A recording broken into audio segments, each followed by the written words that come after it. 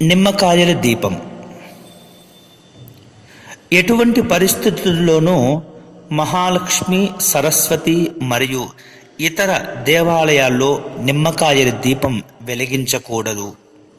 ఒకవేళ వెలిగిస్తే ఆ ఇంట సంతోషం ఉండదు. సంసారంలో ఎప్పుడూ గొడవలుంటాయి. ఆర్థిక వ్యవహారాల్లో నష్టం కలుగుతుంది. ఇంట్లో అకాల మృత్యువులు సంభవిస్తాయి.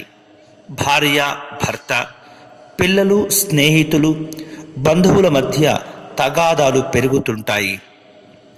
పార్వతి దేవాలయంలో నిమ్మకాయలతో చేసిన దీపాలను దేవి వారాలుగా పరిగణించి మంగళవారం, శుక్రవారం రాహుకాల సమయాల్లో మాత్రమే వెలిగిస్తుంటారు.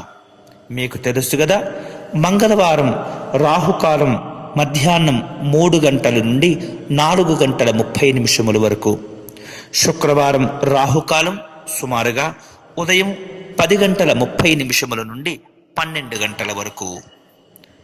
మంగళవారం నాడు వెలిగించే దీపాల కన్నా శుక్రవారం వెలిగించే నిమ్మకాయ దీపాలకు చాలా ప్రాముఖ్యత ఉంటుంది. ఎందుకంటే మంగళవారం వెలిగించే దీపం రజోగుణం కలిగి ఉంటుంది. ఇక శుక్రవారం వెలిగించే దీపం సత్వగుణాన్ని కలిగి ఉంటుంది. అలానే మంగళవారం వెలిగించే దీపం కన్నా శుక్రవారం వెలిగించే దీపం చాలా శుభప్రదమైనది. శుక్రవారం రోజు దేవికి వెలిగించే దీపం మనస్సుకు ప్రశాంతతను కలిగిస్తుంది.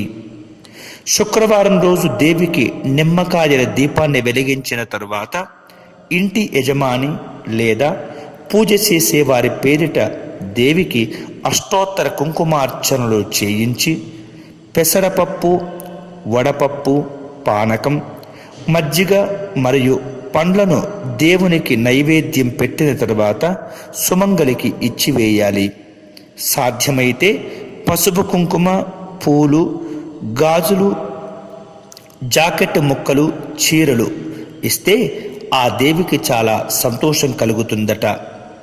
తాంబూల దానం మరియు శక్తికి తగినట్లుగా ఇచ్చి దక్షిణ ఇచ్చి సుమంగలికి నమస్కారం చేయవలసి ఉంటుంది.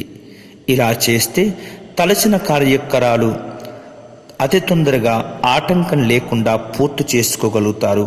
అన్ని కార్యక్రమాలు కూడా శుభప్రదంగా త్వరితగతిన పూర్తి చేసుకుంటారు.